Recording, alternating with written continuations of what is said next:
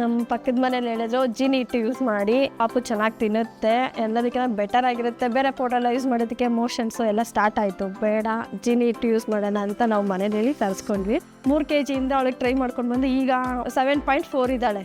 Active ಆಗೂ ಇದ್ದಾಳೆ, ಚೆನ್ನಾಗಿ ಇರ್ತಾಳೆ. ತಿಂದಿದ ತಕ್ಷಣ ಏನೊಂದು ಹಾಫ್ ಅನ್ ಅವರ್ ಆಟ ಆಡಿ ಅವಳೇ ಮಲ್ಕೊಂಡು ನಿದ್ದೆ ಹೋಗ್ತಾಳೆ ಆರಾಮಾಗಿ. ಇರೋದ್ರಿಂದ ಅವ್ರಿಗೆ ವೆಯ್ಟ್ ಬರಬೇಕು ಅಂತ ಹೇಳಿದ್ರು. ನಾವು ಜೇನು ಯೂಸ್ ಮಾಡಿದ್ರೆ ಯೂಸ್ಫುಲ್ ಆಗಿರುತ್ತೆ ಅಂತ ಹೇಳಿದಕ್ಕೋಸ್ಕರ ನಾವು ಯೂಸ್ ಮಾಡಿದ್ವಿ. ಎಲ್ಲ ಫುಡ್ಕಿನ ಇದು ನಾರ್ಮಲ್ ಆಗಿ ತಿಂತಾಳೆ, ಅವಳೇ ಇಷ್ಟಪಟ್ಟು ಅವಳೇ ಕೇಳ್ತಾಳೆ ಮಾಡಬೇಕಾದ್ರೆ ಇದು ಮಾಡ್ತಾ ಇದೆಯಾ ನಂದೇನಾ ಅಂತ. ಸರಿ, ತುಂಬಾ ಯೂಸ್ಫುಲ್ ಇದೆ, ಕೊಡ್ಬೋದು, ಹೆಲ್ತಿಯಾಗಿರುತ್ತೆ. ಇದರಲ್ಲಿ ಏನೇನು ಹಾಕಿದ್ದಾರೆ ಅಂತ ಅದೇ ಜೀನಿ ಸರಿ ಇಟ್ಟು ಬಾಕ್ಸ್ ಮೇಲೆ ಹಾಕಿದ್ದಾರೆ, ಇದೆ ಯೂಸ್ ಮಾಡಿದ್ದೀರಿ ಅಂತ. ನಾವು ಅದನ್ನ ನೋಡ್ಕೊಂಡು ಬೇಕಾದ್ರೆ ಡೌಟ್ ಇದೆ ಅದನ್ನ ನೋಡಿ ಟ್ರೈ ಮಾಡಿ ನೋಡ್ಬೋದು, ಯೂಸ್ ಆಗುತ್ತೆ. ಆ ಸರಿ ಹಿಟ್ಟು ತಯಾರು ಮಾಡ್ಬೇಕು. ನಿಮ್ಗೆ ಗೊತ್ತು ರಾಗಿ ಸರಿ ಹಿಟ್ಟು ಅಂತ ಕೇಳಿರ್ತೀರಿ.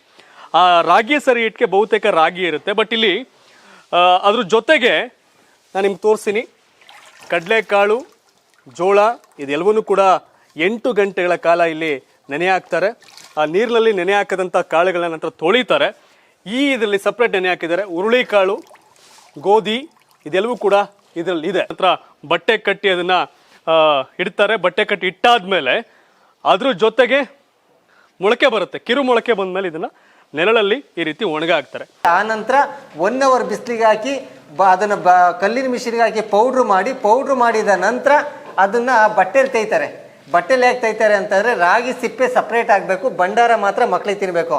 ಮಕ್ಳಲ್ಲಿ ಭಂಡಾರ ಮಾತ್ರ ಯಾವಾಗ ದೇಹಕ್ಕೆ ಹೋಗುತ್ತೋ ಅವಾಗ ನೀಟಾಗಿ ಜೀರ್ಣಕ್ರಿಯೆ ಆಗುತ್ತೆ.